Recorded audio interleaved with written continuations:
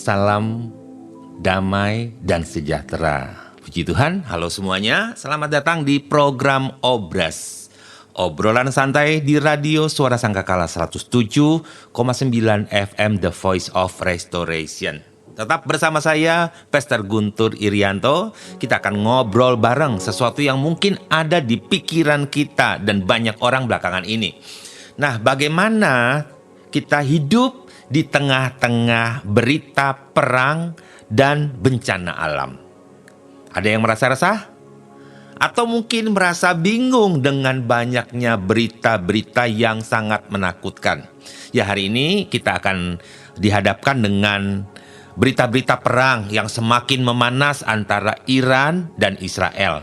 Ada ancaman yang mengerikan, ancaman senjata nuklir. Bukan cuma perang saja, tetapi juga ada gempa bumi dan lain sebagainya di berbagai tempat.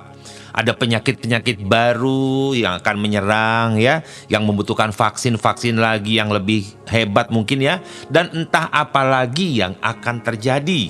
Pertanyaannya, apa makna semua ini? Dan bagaimana seharusnya kita menyikapinya?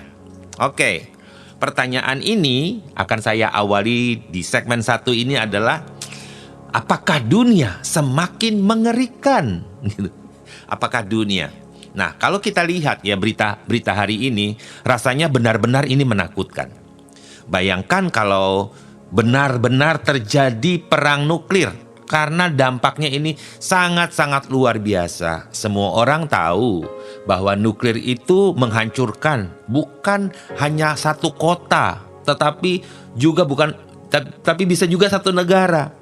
Dan bukan cuma satu negara, mungkin bisa berdampak global, merambat ke negara-negara lain, kemudian dampaknya ke udara, dampaknya ke tanah, dampaknya mungkin ke cuaca, dan kita nggak pernah tahu dampak demi dampak yang akan terjadi. Lalu, kemudian bukan cuma berhenti, kita dengar lagi berita angin topan, gempa bumi di sana sini. Tempat yang sebelumnya tenang, tidak pernah terjadi apa-apa, muncul kegaduhan. Nah, di beberapa tempat wabah penyakit terus bermunculan. Dan kita masih menghadapi banyak dampak dari pandemi. Ada yang bertanya, ini akhir zaman kah, Pastor? Atau kenapa Tuhan mengizinkan ini terjadi? Nah, jika kita dapat membayangkan tentang perang dingin antara Amerika dan Uni Soviet, jika kedua negara ini punya ketegangan besar yang hampir berujung pada perang nuklir, mereka itu punya tombol. Jadi seperti gini, ada tombol yang sekali ditekan langsung boom. Seluruh negara dalam hitungan menit, bahkan ancaman yang seperti ini itu ada. Jadi sekali tekan tombol nuklir, wah hitungannya nggak sampai sejam, hitungan menit langsung sudah meledak. Nah, yang lebih parahnya jika percikan untuk perang nuklir ini dimulai dari perang Israel dan Iran. Ini kan sebuah ancaman, sedang ada ketegangan di Timur Tengah, bisa jadi seperti sebuah percikan ya, yang memicu konflik besar. Dan kita tentu saja tidak berharap ini terjadi. Tapi di tengah bayangan-bayangan seperti ini, apa yang bisa kita lakukan dan kita pelajari sebagai orang percaya? Ingat ya, sebagai orang percaya, Yesus sebagai Tuhan dan Juru Selamat. Nah, kalau begitu, apa kata firman Tuhan nih ya? Apa yang dituliskan dalam Bible kita tentang bencana dan peperangan? Tentu saja sudah ada. Di firman Tuhan sudah menuliskan tentang itu. Nah, sebagai orang percaya, Anda sebagai orang percaya, saya, kita semua, kita tahu bahwa Tuhan itu sudah kasih petunjuk. Dia sudah kasih petunjuk tentang apa yang akan terjadi pada akhir zaman. Itu dituliskan dalam Injil Matius pasal 24. Jadi pasal-pasal terakhir ayat 6-8. Jadi Yesus sendiri yang mengatakan bahwa akan ada peperangan, ada kabar tentang perang. Bangsa akan bangkit melawan bangsa dan kerajaan melawan kerajaan. Tapi Tuhan Yesus juga menambahkan begini, ya, ada sesuatu yang luar biasa. Semua itu baru permulaan. Permulaan apa? Penderitaan. Jadi ini peringatan, tapi juga penghiburan. Kenapa? Karena Tuhan sudah kasih tahu sehingga kita bisa berjaga-jaga. Nah, dituliskan lebih lengkap di dalam Bible kita, khususnya di IMB, Indonesian Modern Bible, terjemahannya begini. Kamu akan segera mendengar peperangan dan berita-berita tentang perang. Perhatikanlah, ya kata perhatikanlah. Janganlah ketakutan, karena semuanya itu memang harus terjadi. Tetapi hal itu belumlah kesudahannya.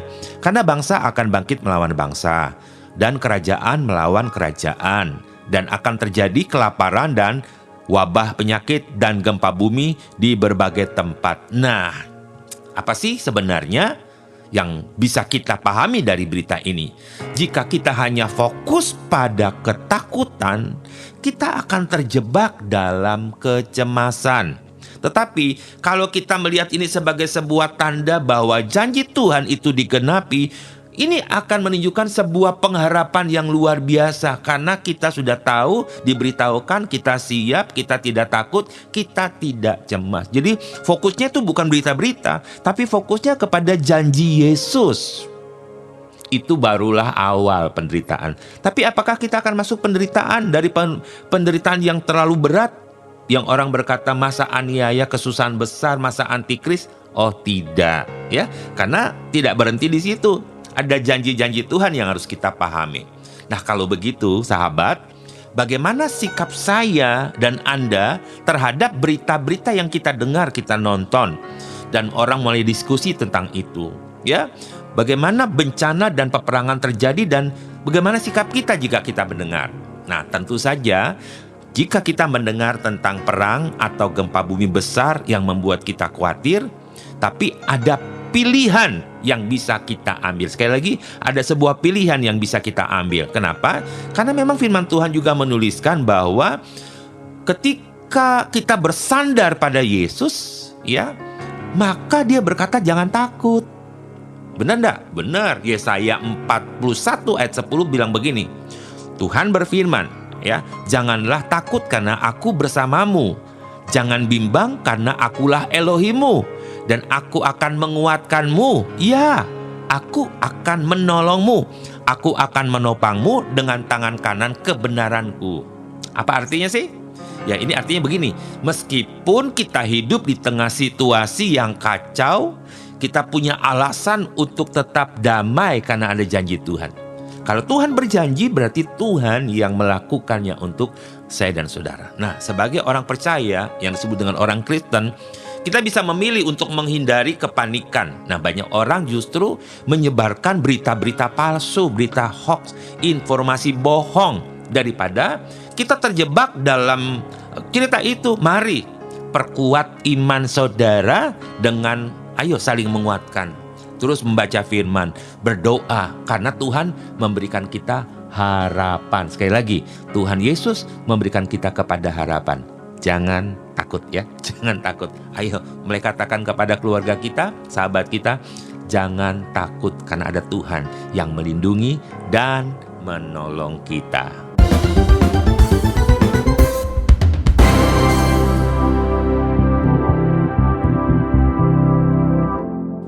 Sahabat yang diberkati Tuhan, kisah tentang keajaiban di tengah bencana, kita bisa temukan berbagai kisah menarik, inovatif. Kisah ini kemudian juga sangat menyentuh hati kita. Sahabat, Suara Sangkakala ada banyak kisah luar biasa di masa lalu yang menunjukkan bahwa Tuhan tetap bekerja di tengah bencana. Misalnya tahun 1945 ketika Hiroshima dan Nagasaki dijatuhi bom atom. Ada sekelompok orang-orang percaya yang berkumpul di sebuah gereja. Di tengah kehancuran besar, gereja mereka tetap utuh dan mereka selamat. Mereka bersaksi bahwa Tuhan telah menjaga mereka. Meskipun semua di sekitar mereka hancur lebur. Jadi kita coba melihat kekuatan bom atom. Ya, kekuatan bom atom itu berbeda dengan kekuatan bom-bom biasa. Itu yang membuat akhirnya Jepang menyerah. Kekuatan antara bom atom dan bom nuklir itu berbeda secara signifikan. Meskipun keduanya menggunakan energi yang berasal dari reaksi nuklir. Bom atom misalnya, ya. Jadi prinsipnya secara prinsip itu dia menghasilkan energi dari proses fisi, jadi pembelahan inti atom, ya. Jadi dia sangat-sangat berat gitu ya. Jadi ada sejumlah uranium, plutonium dan lain sebagainya. Nah, itu kekuatannya itu luar biasa, ya. Kita bisa menyaksikan di beberapa video, ya, dokumenter tentang kehancuran Hiroshima dan Nagasaki. Nah, dampak ledakannya itu menyebabkan kerusakan yang hebat. Rusaknya itu efek panas, radiasi langsung, dan radiasi sisa-sisanya itu terus menyebar. Jadi bukan radiasi saat itu, tetapi terus berkembang hari demi hari. Dan itu menyebabkan penyakit radiasi yang menyerang makhluk hidup termasuk manusia. Jadi bagaimana? Itu baru bom atom. Bagaimana dengan bom hidrogen atau bom termonuklir ya? Jadi prinsipnya juga hampir sama sih ya, menghasilkan energi melalui proses, ya. Jadi melalui proses, dan proses ini membutuhkan suhu dan tekanan yang sangat tinggi sekali. Itu sebabnya manusia tidak boleh berada di sekitar situ. Nah, kekuatan itu dahsyat sekali. Dia bisa sampai pada ribuan kiloton atau megaton TNT. Sehingga kekuatannya itu jauh melampaui bom atom yang biasa. Ya, dan itu pernah diuji coba oleh Rusia. Ya. Nah, dampak radiusnya itu kerusakannya lebih hebat. Ya, itu 10 kali bom atom dengan efek panas, radiasi yang bisa mencapai jarak yang sangat jauh, yaitu bergantung kekuatannya. Dan efek ini juga disertai radiasi termal yang intens, orang bilang terus menerus, tidak berhenti, yang dapat menyebabkan panas dan kebakaran hebat. Itu kisah-kisahnya. Ada orang percaya yang tetap dijaga oleh Tuhan ketika bencana itu terjadi. Di dalam Bible juga kita menemukan kisah tentang Paulus dan Silas yang dipenjara. Di tengah malam mereka berdoa dan memuji Tuhan. Dan tiba-tiba terjadi gempa bumi. Kemudian gempa bumi itu menghancurkan pintu-pintu, merusakkan semua kunci, dan pintu penjara terbuka. Nah, Tuhan itu masih sama. Ya, dia tetap melakukan mujizat di tengah bencana dan kesulitan hidup. Jadi percayalah, kita punya pelindung, penolong yang setia, yaitu Tuhan Yesus. Jadi hidup kita harusnya berfokus kepada apa yang Yesus katakan. Ada sebuah harapan di tengah kesulitan. Nah, jadi kita sudah melihat bagaimana dunia ini. Saudara sudah tahu inilah dunia. Memang dihadapkan oleh ancaman besar. Tapi bagaimana kita bisa tenang?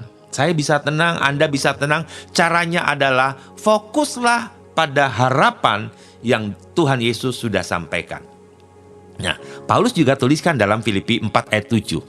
Janganlah khawatir tentang apapun juga, tetapi nyatakanlah dalam segala hal keinginanmu kepada Elohim melalui doa dan permohonan disertai ucapan syukur. Dan damai sejahtera Elohim yang melampaui segala pengertian dan akan menjaga hati dan pikiranmu di dalam Kristus Yesus. Amin.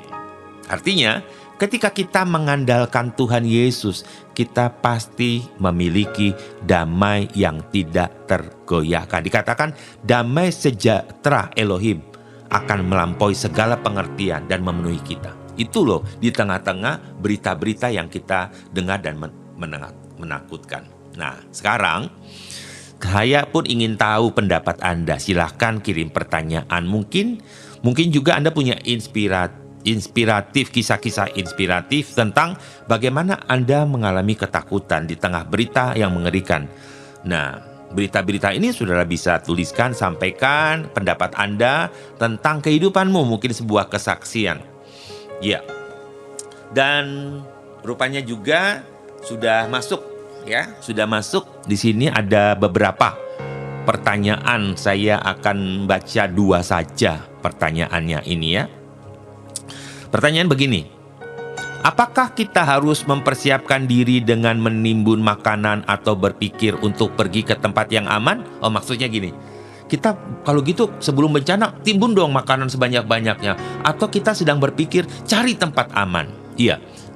tentu saja itu pikiran yang wajar, normatif, manusiawi kan. Pastilah kita butuh makanan harus disiapkan. Pastilah masa kita mau mati sekarat di situ kalau kita tidak menyingkir. Nah, ini pertanyaan yang bagus. Memang tidak ada salahnya kita berjaga-jaga. Namun lebih dari itu, persiapan terbaik adalah persiapan rohani, spiritual. Karena dengan spiritual yang kuat, dia menguatkan jiwa dan tubuh kita. Ya, kita teruslah jaga hubungan kita dengan Tuhan. Punya hubungan dengan Tuhan. Kita tidak tahu kapan bencana atau situasi besar datang, ya, yang kita tidak pernah tahu kapan datang. Tapi kita bisa memastikan bahwa sekalipun ia datang, saudara dan saya tetap kuat, tetap sehat dalam iman. Itu yang pertama, ya. Yang kedua, pertanyaan yang kedua,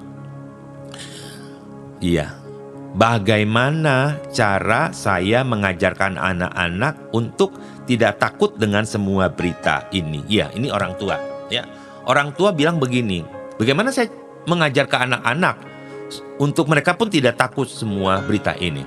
Nah, orang tua, saya mau katakan begini, orang tua itu, mari kita bicarakan tentang janji Tuhan. Bicarakan kepada anak kita dengan bahasa yang sederhana. Cerita tentang Yesus yang selalu menjaga. Cerita tentang Yesus bagaimana dia mengajarkan berdoa. Dan saat anak-anak kita belajar bersandar pada Tuhan Yesus sejak dini, sejak mereka kecil, maka akan menolong mereka membuang segala ketakutan mereka. Setuju ya? Jadi anak-anak kita memang diajarkan sejak dini. Jadi orang tua bicarakan janji Tuhan, cerita tentang jangan biarkan mereka dengan urusan mereka. Jangan biarkan mereka ketakutan karena berita-berita yang mereka lihat di sosmed. Ya, tidak. Tetapi dampingi mereka cerita tentang Yesus. Ingat, ini adalah tanggung jawab kita. Ketika Tuhan telah memberikan kita anak dan keturunan, mari kita bertanggung jawab kepada mereka untuk memperkenalkan Yesus sebagai Tuhan dan Juru Selamat mereka. Bawa mereka ke gereja dalam setiap ibadah. Diskusikan dengan diskusi yang sederhana dengan anak-anak ketika ada waktu luang dan kita berkumpul bersama. Nah, jadi berita tentang perang-perang, bencana-bencana, penyakit-penyakit, kita diingatkan bahwa dunia ini memang tidak kekal seperti itu dunia. Apa yang dapat kita harapkan dari dunia yang tidak kekal, yang penuh dengan berita ketakutan? Kita tidak bisa mengharapkan apa-apa. Tapi berita baiknya, good news-nya adalah kita punya Yesus Tuhan yang berkuasa dari segala-galanya. Amin ya. Dan dia memegang hidup saya, dia memegang hidup Anda. Dan itu sebabnya hidup kita oleh karena iman. Pengharapan kita karena Yesus dan tetap berbagi kasih. Ingat, hidup kita bukan karena melihat, not by see, tetapi karena percaya by sight. Ya, jadi fight. Ya, jadi bukan karena sight, melihat, tetapi by faith, iman. Nah, ini yang ingin saya dorong kepada kita sekalian, bahwa sekalipun Anda sedang mendengarkan berita menakutkan, membuat Anda tidak bisa tidur, muncul pertanyaan bagaimana masa depan kita, bagaimana tempat usaha kita, bagaimana negeri kita, percaya kita hidup di tempat yang diberkati oleh Tuhan. Karena Tuhan sudah berjanji akan menjaga kita dan memberikan kepada kita hidup dan masa depan yang penuh harapan. Puji Tuhan. Ya, terima kasih sudah bergabung bersama saya di Obras hari ini.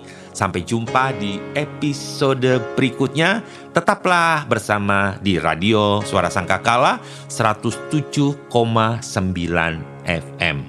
Tuhan Yesus memberkati. Amin.